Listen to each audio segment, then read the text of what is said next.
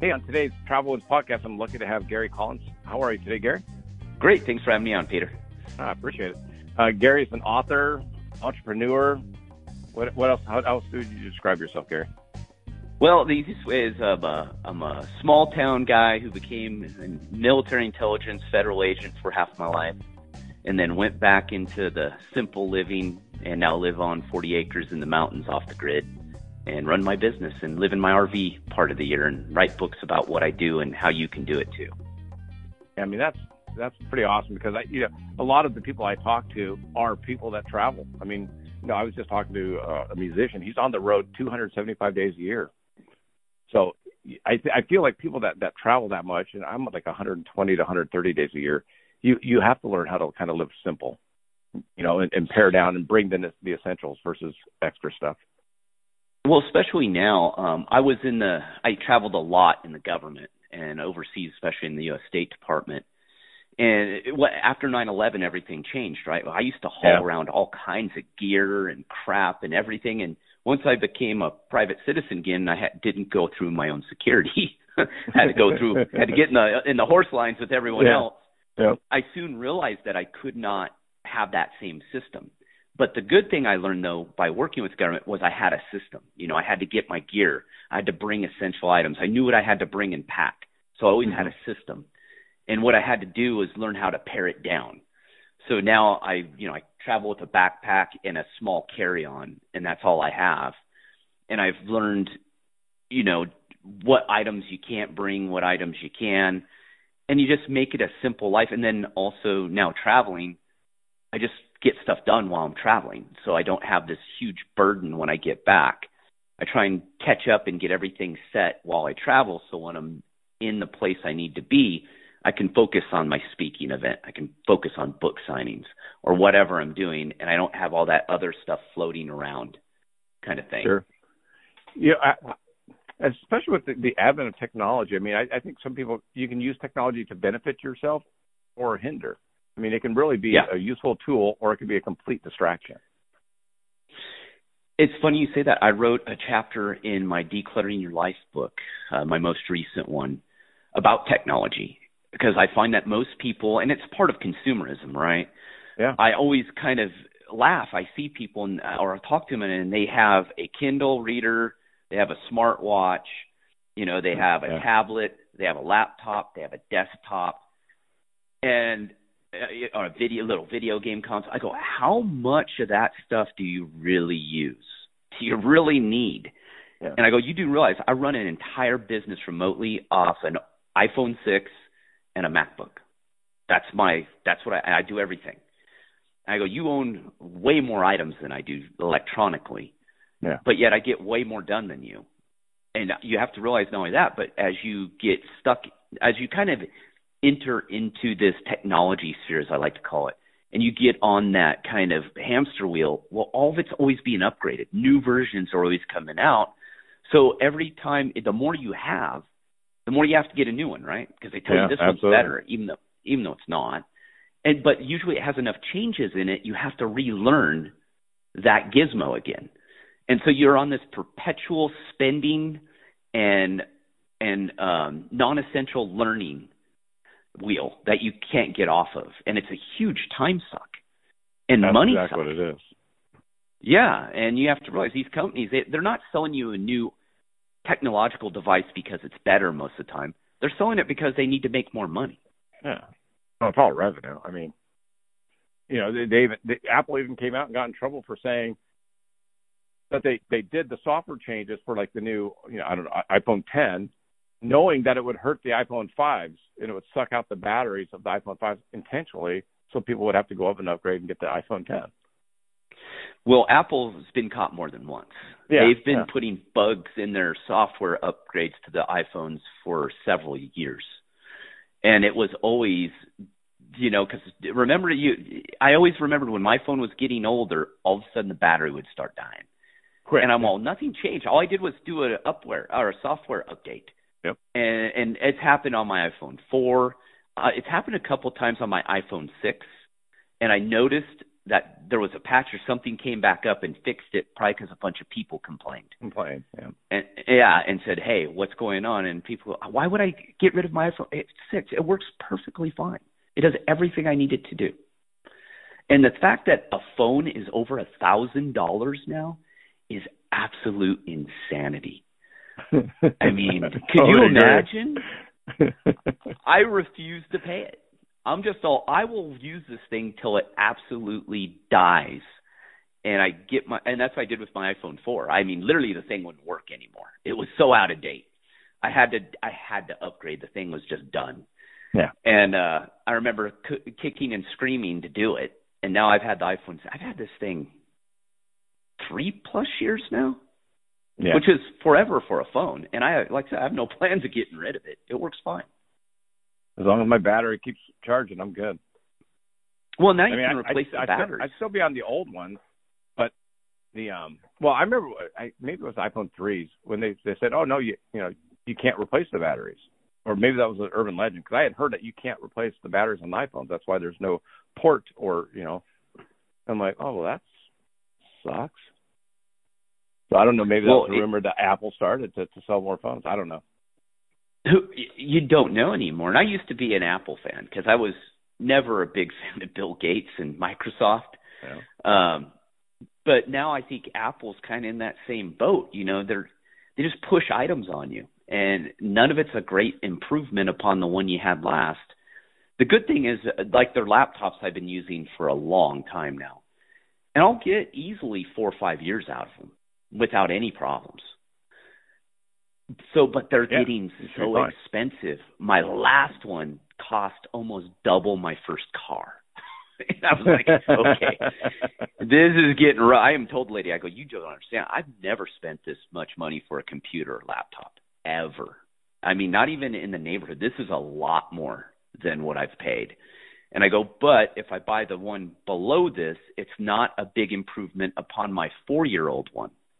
And I go, so I have to make this upper jump just to rationalize it in my mind. That way you can use it for a while too. Yeah, that way I'm not have the other one for a year or two, and then I have to upgrade because now it has had a big leap in technology. But yeah, it's a tricky and slippery slope with technology. It can be a very big time suck if you're not careful. Totally agree. One of the things a lot of the travelers I talk to, and for me, I know it's always an issue, is eating healthy when you're on the road. It's so easy to just stop into a Carl's Jr. or McDonald's or wherever and get bad food for yourself just because you want to fill up the tank. With your simple life, and I know you wrote a book on diet and health. What's the best way for people to stay healthy, especially with your background? Well, I used to work for the U.S. Department of Health and Human Services in the Food and Drug Administration as a special agent at the end. I've always been an athlete, so if there's anything I'm truly expert in, it's probably criminal investigations and health. Those are the two things that I know pretty well.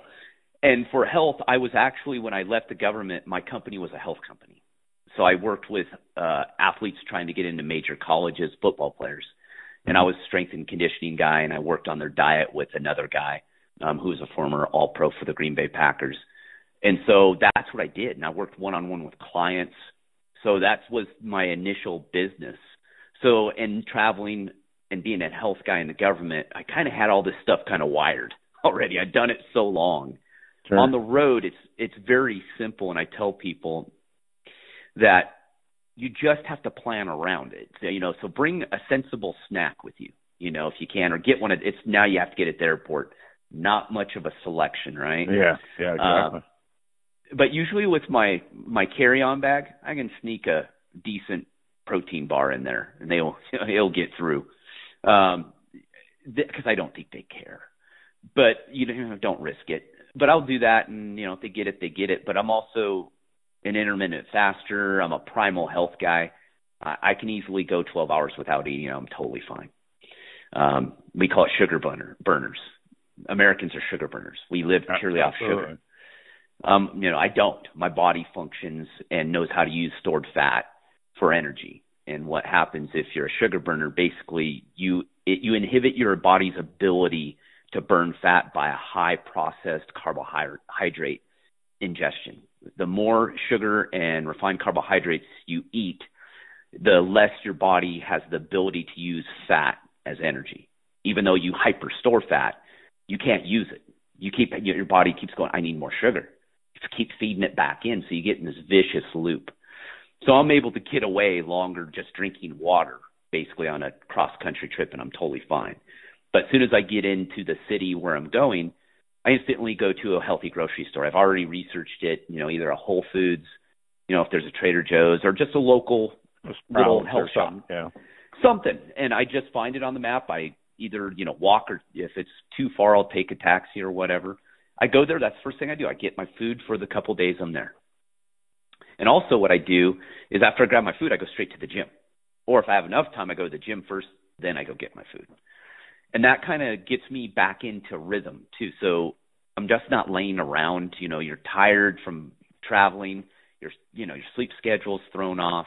Yeah. So I make sure to exercise as soon as I can, just to kind of get the blood flow. And then I go get my healthy food. Then I'm set. It's a simple habit. Why most people won't do that. I was going to say, why do you think is it cultural? Why is it so easy and accepted for people to just go, I'm just going to go to Carl's Jr., get some food, and go to bed instead of exercise, get some real food? Oh, that's a complicated question. Yeah. and I've answered it in numerous ways because you're getting into the psychology of Americans and our mindset today. Yeah. And I always give this when I speak.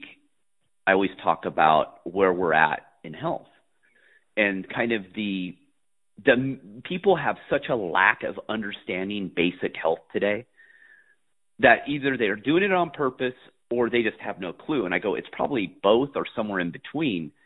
But we're actually a couple pounds, men and women, of average American averaging obesity. If we end up on the same, we're literally about 12 months away from the weight standards, and we will literally be average of obese in this country. That's how bad our problem is. But the CDC did a study, or they did a survey. I believe it was in 2016 or 17. They sent out this survey to Americans random, and they asked them what they thought their health was. So rate your own health. 70% said their health was good or excellent. Yeah.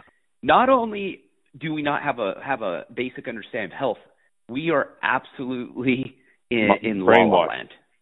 Yeah, we're totally brainwashed. And I think most people today think that I don't know if they just understand that in their mind they think fast food has some health value to it. It doesn't. I hate to break it to people. You go to any fast food restaurant, there is no – I don't know. I've had clients tell me they don't eat like that because I'll go through what everyone usually eats and I'll break out some statistics. They go, oh, that's not me. Yeah. And I go, well, why are you here then? I'm looking at you. You're 50 pounds overweight. You're struggling with a multitude of health conditions, yet you're telling me you're not the average American. I'm struggling with this right now. And I think it's one of those things that they just told themselves. And I had a good example from a guy who lost 150 pounds.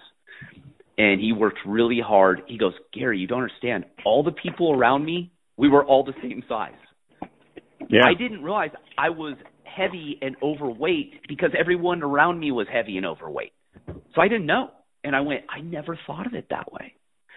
And I think that's what's going on in America today is we're cooking the least we've ever cooked in the history of humankind. Yeah. Our own meals. And then the irony is we're buying more cookbooks than we've ever bought in human history. Yeah. And it's just we're not cooking. I think it's we've completely lost touch. And I also call it false prophet syndrome, which I'm going to write a chapter in the next book about, or in my last book in the Simple Life series. And I talk about this too. I go, when you go to follow someone to improve yourself, you need to be, you need to be climbing up, not down.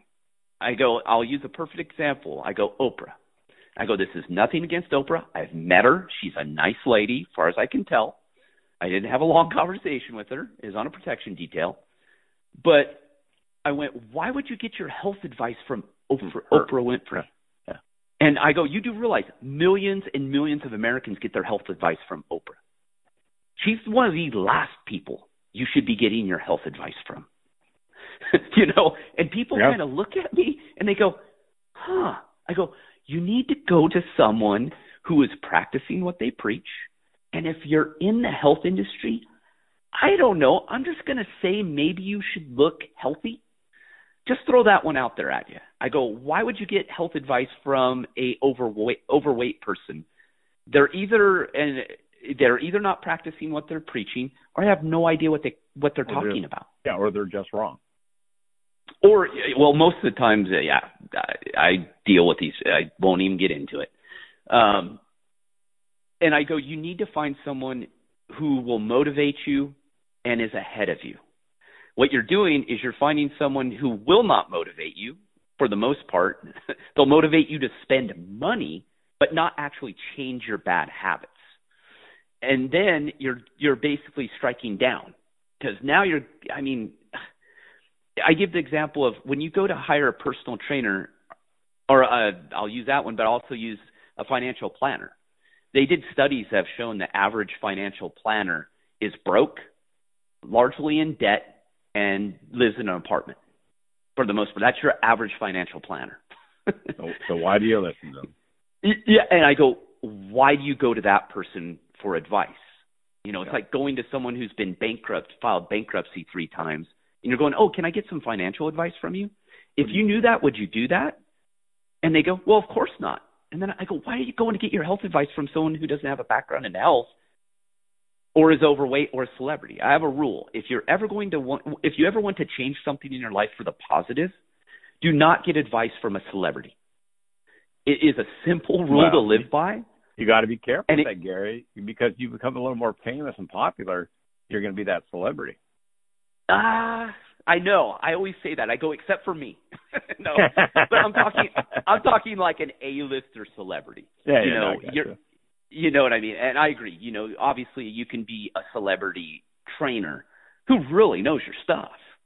But I go, when you're talking A-listers who, have you seen those late infomercials with Larry King pushing these crappy supplements, making all kinds of claims?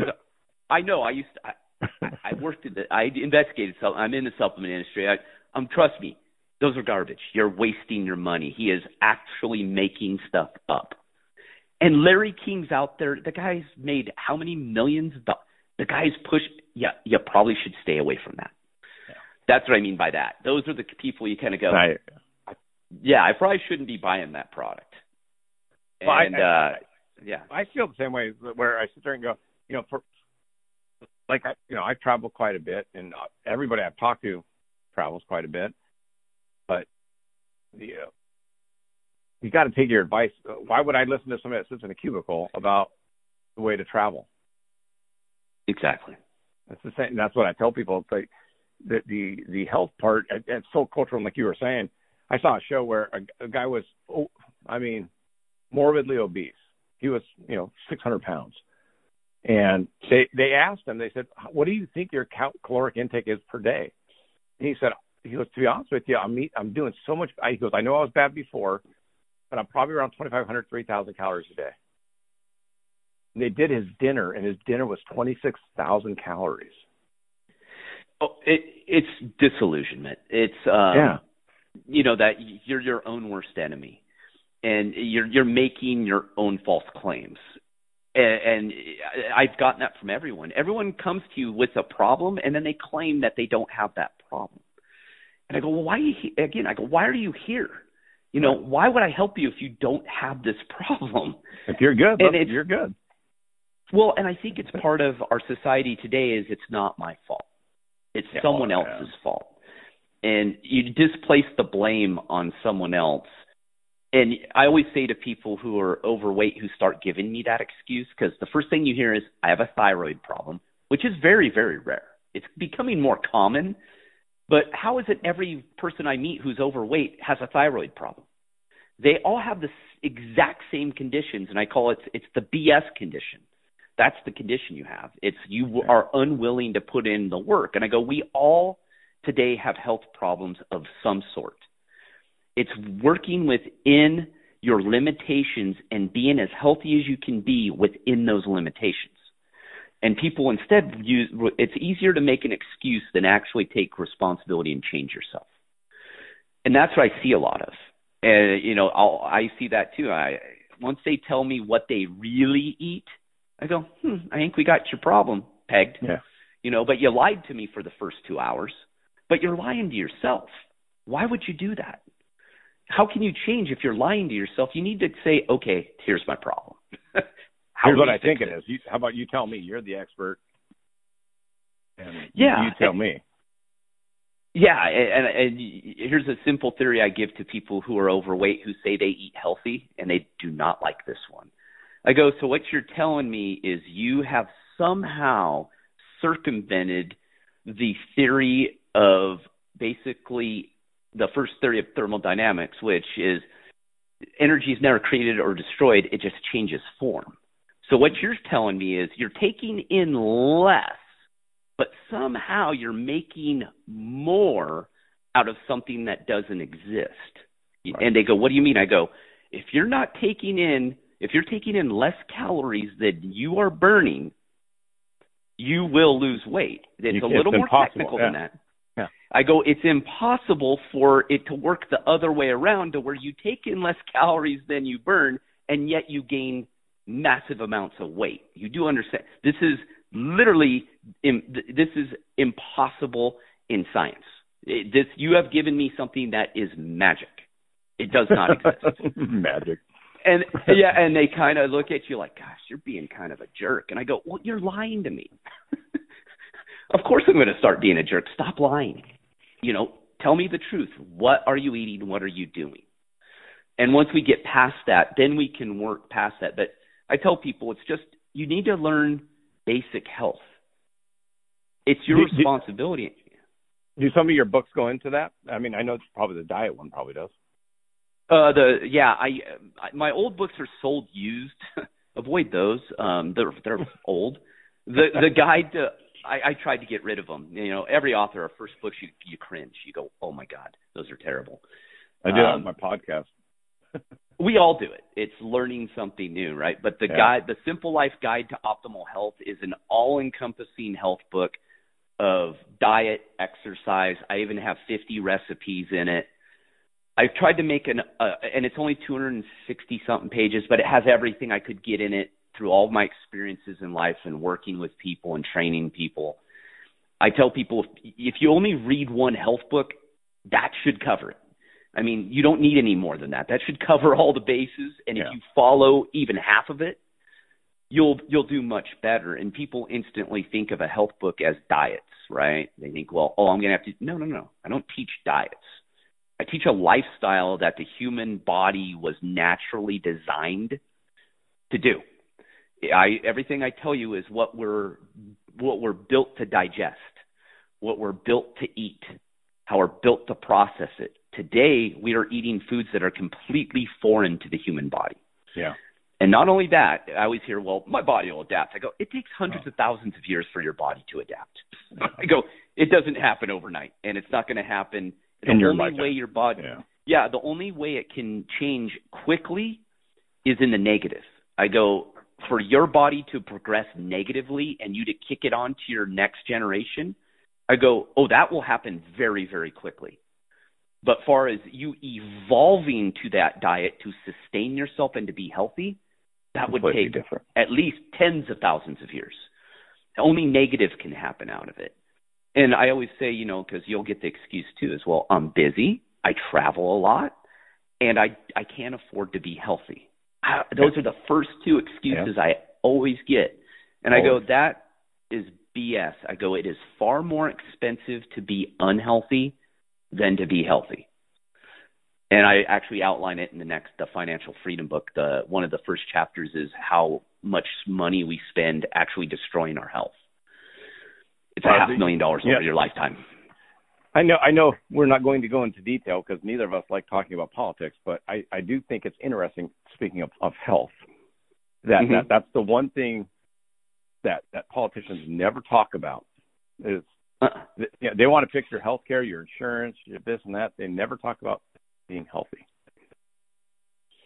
Well, like I said, there's no money in healthy people. Right. We were talking about that before we got on, and I've used this because, like I said, I worked in it. I mean, the drug industries are not their drug actually helping a condition and helping you live a better life is way down on the list. I mean, it's way down. It's probably close to bottom of the list of what they're really interested in. Because think of it this way: if they could create something that would cure your problem, what are they going to sell you next? Yeah, what do you need them for? And a lot of our conditions today are purely diet and exercise. I mean, 95+% of the conditions humans suffer from today are purely diet and exercise. Yeah, totally. And agree. I've always said, if we were to change our health and think about it today, and you took responsibility and you followed, because what I teach is nothing new. I mean, it's been known for hundreds of years that these cause health problems, that literally we could cut our health costs in half in probably 6 to 12 months in this country, in half. Yeah. And it wouldn't be too long after that where you would reduce the industry to probably 5% or less of what it was before. But yeah, it's growing just the opposite way. Well, it's a machine. And there's no interest in our medical industry today and our food industry to have you be healthy, because also the food industry knows that the highly processed food industry, which is most of it, that the diet they're telling us to eat, high carbohydrate, actually makes you eat more. It increases your hunger. So the more bad food they sell you, the more you need to eat. It just forces you to eat more, which expands their bottom line and your waistline. It's a perfect formula for them. And then once they've fattened you up, there's the medical industry to take care of all the side effects of that bad diet, right? That they created, That was created. And I wouldn't go so far as say the food industry and the health and drug industry have gotten together with this perfect scheme, but it sure looks that way because it works really well. To me, it's no different than explaining the casino business to people, right? I mean, those casinos, everything in the casino is laid out for you to spend more time and more money in them. Everything. The oxygen that they pump in, the way the doors are laid out, the way you have to walk through the casino portions to get to other things. No visible light, no clocks. Everything in there has been structured for you to spend more time and more money with them. Is that bad? The sounds, illegal? The lights, everything. It's everything. It's increasing your serotonin and levels and getting you that feel good. You know, it's exciting you. It's giving you all this visual stimulation, giving you this auditory stimulation. It's making you feel excited. I think our food industry is the exact same way. Oh, it's grocery stores. Yeah, grocery stores. Billions of dollars have been spent in the grocery industry for layout of grocery stores. I mean, it's 48,000 items on average in a grocery store today, in a normal-sized grocery store chain. I've done the math. It would take you over 125 years to buy one of each item. Why do I need 36 different types of laundry detergent? Yeah. No one does. But it's an industry. So I have to be overwhelmed by choices because someone has to make money. It's kind of a weird, and that's why I had to write the Financial Freedom book and talk about consumerism. I mean, that's the main concept of what I teach in there, is understanding that from the time you're born, you're basically being indoctrinated into consumerism. It's to keep everything running, and not in the sense that, like, people go, well, the economy would crumble. I go, no, the economy would change. It would still survive. We'd still be the most powerful country in the world, but it would have to shift on how it does things. The way the economy is based now in the consumer model is you're just making rich people richer. You're just making big companies bigger. That's what you're doing. We're not benefiting from it. The middle class, upper middle class, poor, we're the ones not benefiting from any of this economy for the most part. It's everyone above us that's benefiting from it, because we know that statistically we're going to die broke, overweight, sick, and more than likely unhappy from everything we're seeing right now, and it statistically has been shown. What are you going to do about it? Well, you got to fix it. You got to take responsibility for it. Well, that's why I kind of mock at the idea of the Medicare for all. And you go the other way. Teach people how to eat healthy, and then you won't have the need for a Medicare for all because everyone's going to be healthier. You're going to always have the pre-existing conditions, type 1 diabetes, which you're born with, versus the epidemic of type 2 diabetes, which is learned. It's just type 2 diabetes is pure lifestyle, and they've done a lot. I don't know if you watch, if you see the drug commercials. I always watch those. If I see one as I'm scanning through my DVR, I'll stop on one because I always find them fascinating of how much of psychological kind of manipulation is in them. The type 2 diabetes commercials for the medications for type 2 diabetes, they are cloaked as if it's a disease that you're born with. Yeah. They know that most people don't understand the difference between type 1 and type 2. And the manipulation that's done in it. That's why drug company commercials aren't allowed in Europe. They know how dangerous they are. They're all, no.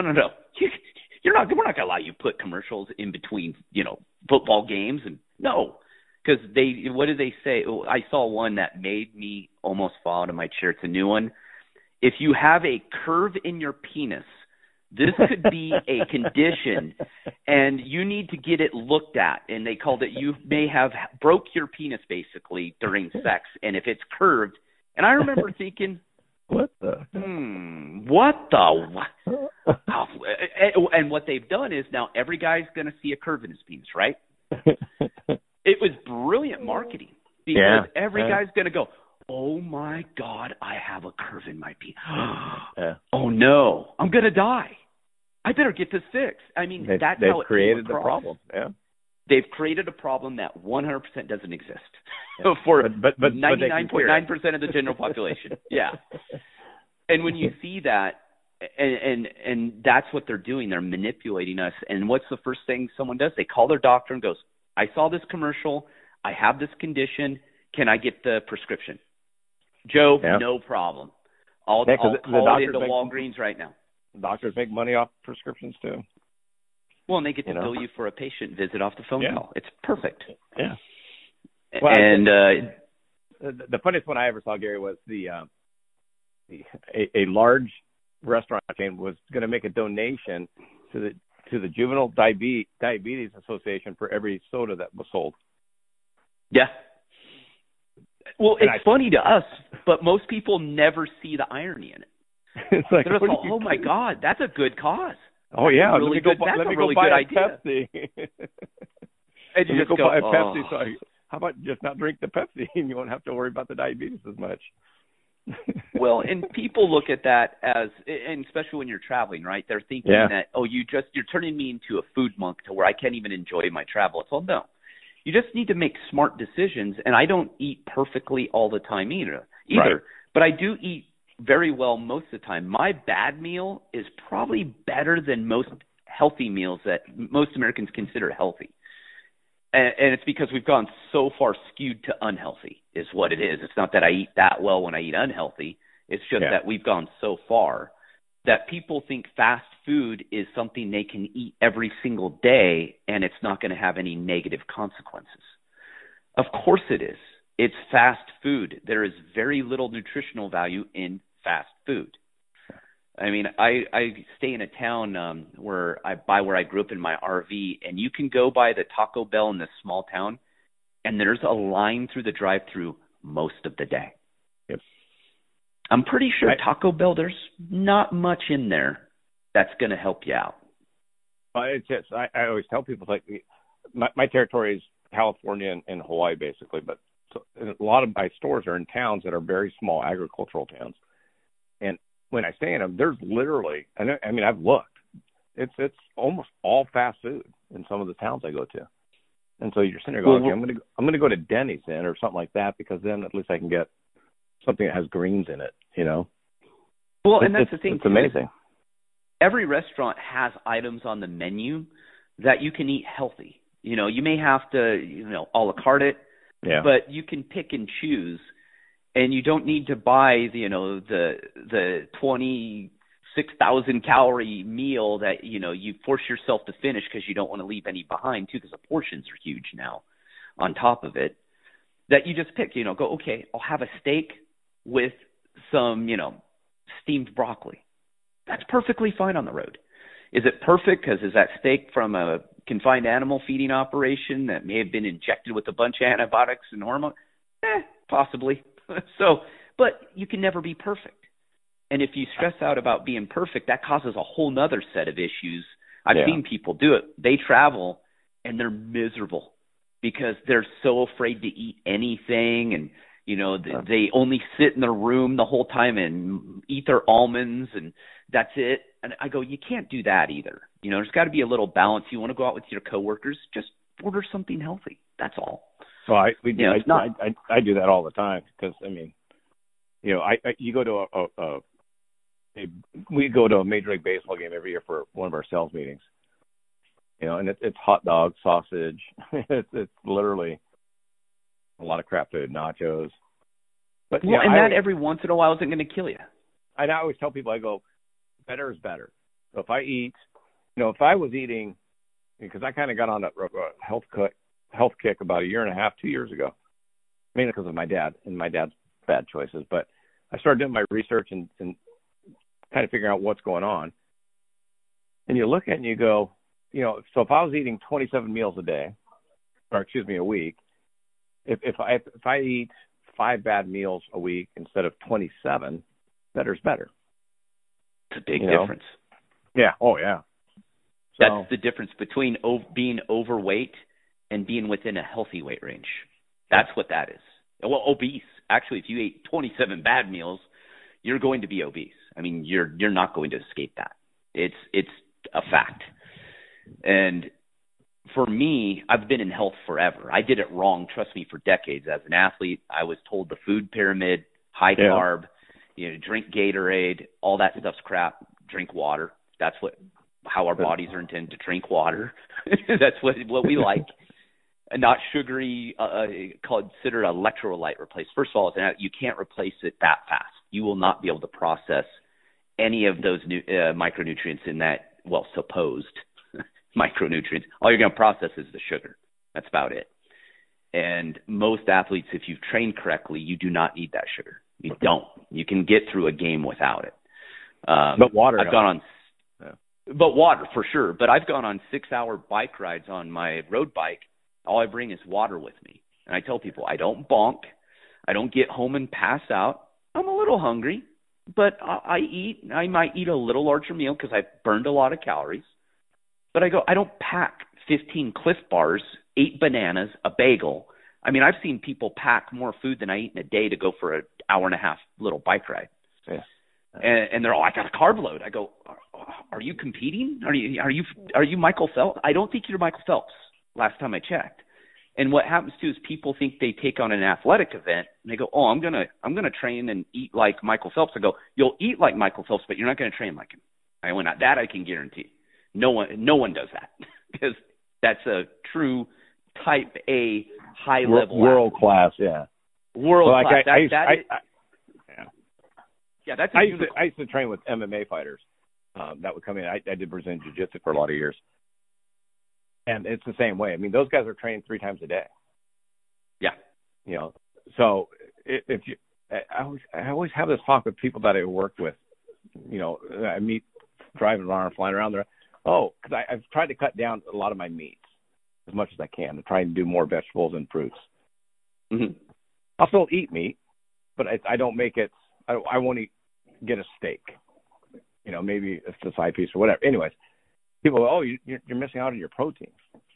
And they go, well, how much protein does an average adult need? I don't know. Well, then what are you telling me? It's far less than they think. And I used to, on the athlete side, I know how it takes a lot more as an athlete. Absolutely. But as an average American, it's far less. And I've reduced a lot of food intake in general, and this is what shocks people, is that you don't need to, well, no, it's not that. It's your body adapts because, like I said, being a sugar burner, you're just eating all the time. Your body just keeps saying, feed me, and it's a whole hormonal reaction, biochemical reaction that takes place. Once you get back in tune and your body starts to kind of find its homeostasis again, you will realize that you will eat far less amount of food and calories than you did before, and you'll lose weight and you'll maintain weight a completely different way. I eat probably, depending on days I don't work out, which I still exercise. I walk my dog every night. We go a couple of miles. I do simple walk. I always tell people, just walk, for God's sakes. Can you do that? And I do a lot of walking. I don't park right next to the store. If I got to go somewhere, I park down. I walk to it. I don't circle the lot 15 times trying to get my front row spot. I park where I can. I walk. But your body will start to get in tune because humans didn't have access to regular food. We starved a large part of our lives at times. We had to go long times. We had winter if you weren't in, near the equator. So you wouldn't have access to food. You'd have to hunt large game. Well, you'd have to go hunt, which was a huge calorie burner upon itself. So there was a whole host of different things, but I'll eat one meal, and it's not a very big meal. And I don't do any of this on purpose. I tell people I eat when I'm hungry, and I eat till I'm full. That's it. That is literally how I eat. I don't think about calories. I don't think about portions. I don't think about anything. I just eat my healthy diet when I'm hungry until I'm full. That's it. And they can't understand that whole concept because they go, wait. So you don't eat breakfast? I go, no, I haven't eaten breakfast for a decade. I'm not hungry when I wake up. I'm just not. I get hungry around 11, 12. Sometimes it's 2. I go, I do not eat at the same time every day. It could be hours of variation. And we've been ingrained too. You must eat breakfast. You must have a snack. You must eat lunch at noon or 11. You must eat dinner between 5 and 6. Then you must have another snack before. We're geared into this whole concept of we eat on cycles. I literally just had that conversation with my wife where I said, why is it that eggs, bacon, toast is geared for breakfast? What makes that a breakfast food versus, your lunch? It's just weird how culturally you've been programmed to think eggs, bacon, and sausage is a breakfast food. Yeah, you can eat scrambled eggs for dinner. It doesn't matter. Yeah. It doesn't matter. It's still healthy. It's when you, exactly like cereal. Cereal's been programmed in us for decades that's what you eat for breakfast. Most, if not all cereals, even the healthy ones, are nothing but sugar carb bombs. And it's one of the worst things you can eat first thing in the morning because your blood sugar is already elevating because we have our circadian rhythms work in a hormonal way. So in the morning, cortisol levels rise because cortisol's it's to get you up. You start dumping a little adrenaline, a little, you can dump a little testosterone, but cortisol levels rise. And then as you go to sleep, that's when melatonin starts to kick in, and then you go to sleep. Well, these cycles, when you get up in the morning, you need that sugar bump to get you up. So what you're doing is you're feeding in more sugar. You just go, okay, I'm forced to eat, but your body's already naturally doing it. It's already getting you up. And then you feed more sugar in. Well, what it does is it raises those cortisol levels. Well, cortisol is a stress hormone. So now you chase it with a cup of coffee that you bought at the store that has more herbicides and pesticides than almost any food that's made. I always tell people, if you're going to buy organic, get coffee and tea because they're loaded with herbicides and pesticides, normal coffee and tea. No, I mean to a super high levels. I go, if you want to avoid it, those are, and so you drink the coffee. Well, guess what? That caffeine kicks in with the carb load you just did. So you just skyrocket your blood sugar, your cortisol levels, and then you crash. And then you get that crash, right? Yeah. And then you go, I need another cup of coffee. I need to go get a snack. You do it again. Then you go eat lunch. You load up at lunch. Yeah, and then you crash again after lunch. I remember sitting in my office some days, I couldn't even keep my eyes open after lunch. I'm like, what did I do? Now, obviously, I know I was following, the food paradigm that is completely opposite. I don't have any of those energy issues anymore, and I'm older. I'm pretty flat all day for the most part. My energy levels are totally different. I don't have the big peaks and valleys I did in my 20s and 30s. And, in my late 30s, I changed everything. And now I've had a decade of this lifestyle plus, and I can run circles around people.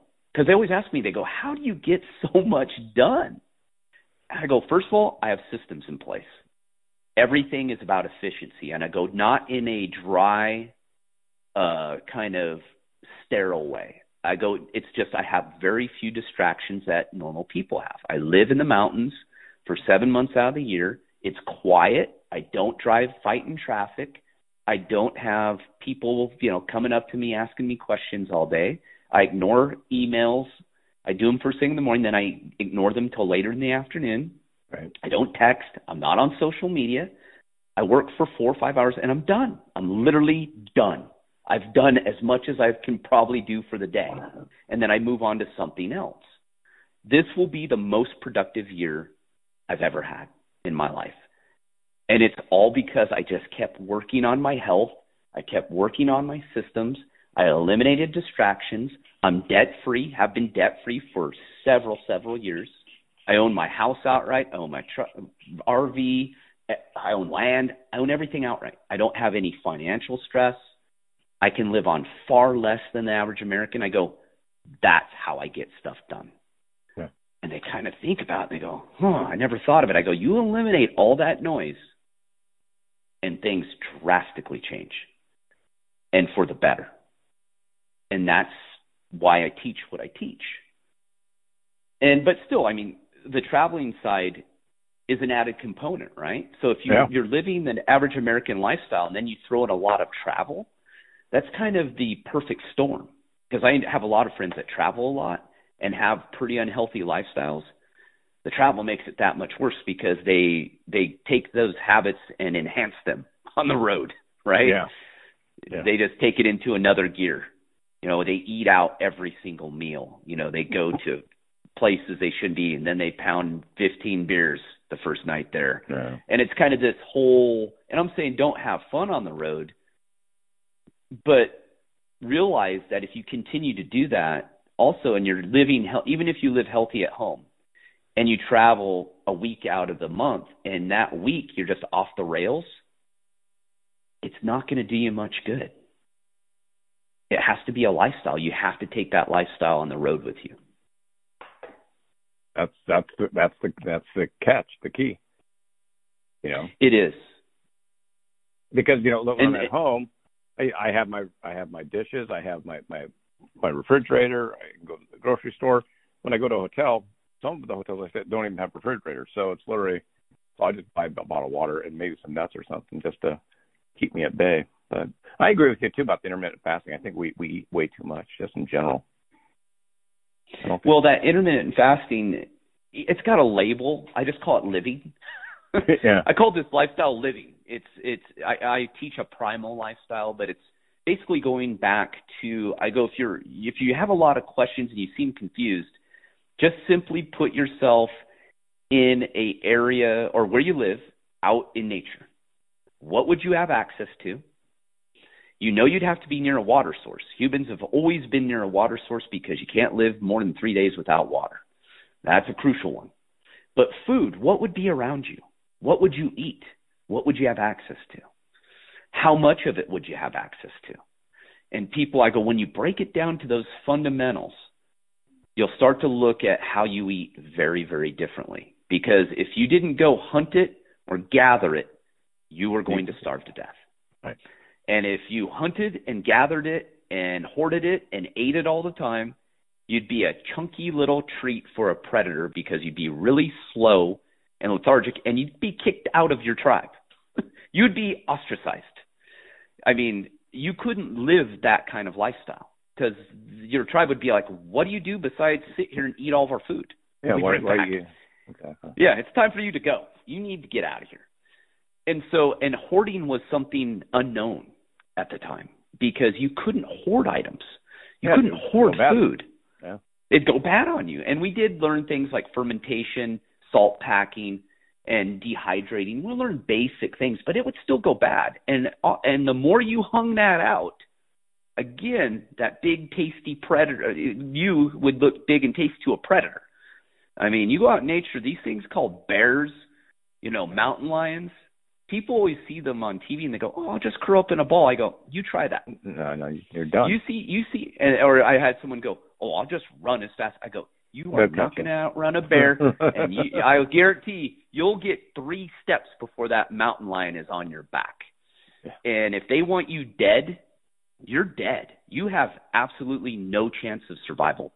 0 out there without any weapons, any nothing, just you. And even with a knife, the odds are still stacked greatly against you. I mean, like 99%.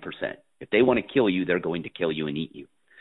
And kind of change your perspective on that and go, okay, I'd be able to get berries only when they're in season. There would be no pear trees. There would be no massive apples. You know what I mean? You would have very limited access to even fruit, things with sugar, beehives, honey. Well, they have bees. You get stung too much, they can kill you. It's not worth it. Yeah. So you'd have to, don't get me wrong, some indigenous tribes have very creative ways of getting honey. And they'll gorge themselves silly when they get it. I mean, literally to the point of passing out. But that's every once in a while. You know what I mean? They're not doing that. You can do that every day now. Oh. Now you can do that every day. And even I tell people who are trying to lose weight, be careful with fruit. I go, fruit, it's still sugar. I mean, you have the cellulose and you have the fiber, which dulls that sugar response, unlike most of our processed foods. But still, limit your fruit intake. And the easiest way is keep it to berries, blueberries, raspberries, blackberries. That's the easiest way because those are the low glycemic fruits. And they have a lot of fiber, and nutritionally they're high in micronutrients, antioxidants. And then, you balance it out. And it's just, you don't have to eat the same way every day either. There's days I just don't eat any meat. I didn't choose it. I just said, I don't feel like any meat today. I think I'm going to have a salad, and I'm good. And that's how you have to think, is get out of it's a consumer model of eating, right? Yeah. It's reached into our eating. It's not to sell you food so you feel good. It's to sell you more food to keep you eating and buy more food. They've turned you into a food consumer as well. And once you back out of that and you realize it, like I said, the chapter on food, I used it on clients forever before, and I thought, I need to put this in the book. And I break down the numbers on what the average American family will spend eating out, and those numbers are low. I've had clients that easily they go, well, I don't understand. We're kind of broke, and they go, we're kind of unhealthy. We're trying to figure it out. I go, well, let's crank out the numbers. I've had multiple clients spending over $30,000 a year eating out. Yeah, didn't even know it. Yeah, had no clue they were spending that. To eat healthy. You could eat healthy as a family for probably, if you did it right, you could get away with $10,000 to $12,000, and that's on the high end. I mean, if you're creative on how, yeah. And then it's just it's the game. But then all the marketing and it goes back to commercials, and I remember all the cereal commercials on Saturday morning cartoons when I was growing up. I ate enough Fruit Loops. Yeah. I mean, I remember all the stuff I ate as a kid. And I had a pretty unhealthy childhood. And I know why. It was mainly fueled with Velveeta and Miracle Whip sandwiches on white bread, Kool-Aid, Fruity Pebbles, Fruit Loops, Captain Crunch, and Pop-Tarts. Those were my go-tos as a kid. And I just remember the side that was different, though, and I explained this in the health book, was because people go, well, you ate terrible too. Why are you not overweight, or why were you not overweight as a kid? I went, because we were out until the sun came up Yeah. And I knew I had to be home when the sun came down. That was the rule. There were no cell phones. There was no way to track us. We were wild banshees on our bikes, skateboards, burning enormous amounts of calories. I go, nonstop. Were we unhealthy? Yeah, I go, were we eating crappy? Absolutely, but we were countering it with massive amounts of activity. That's the big difference. Today, we're eating terrible with almost zero activity. Yeah. The stat I saw was 1 out of 4 Americans get any form of exercise. As in any form means walking. 1 in 4. 75% of the population is doing zero for any form of exercise. And you see it. I mean, I always tell people, I've traveled all over the world, and I go, America's a special place. I go, we are big. I mean, it's not just slightly noticeable. It's very, very noticeable. We are huge.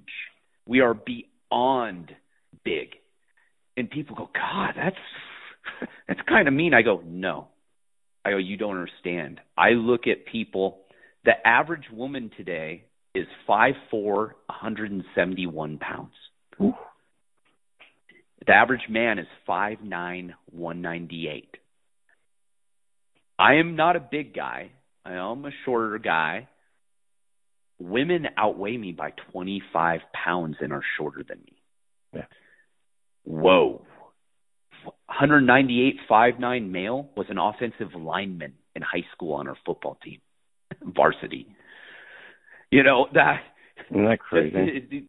Yeah, I go, these proportions are, and I think the numbers are actually low from what I'm seeing. I think those are not accurate. And you just think, you go, well, what do we do about it? And I go, it's personal responsibility. I go, that's what I teach. The one thing that you can change literally right this instant, right now, is your health. It's the one thing you are 100% in control of that will not cost you extra money, will not make you have to do fanatical change drastic. Well, you'll have to drastically change things, but it's all within your control. It's all right there in front of you. And I always tell people that's where you need to start. Everything I teach about entrepreneurship, starting your own business, running your own business, living a simpler life, the cornerstone of it is your health. If you start there, all the other things are much easier. If you don't change your health and you try and live my lifestyle and I'd say 9 out of 10 of you will fail. Yeah. You're not going to be able to do it because my health is what drives everything else I do. If I was unhealthy, there's no way I could do what I'm doing. No way.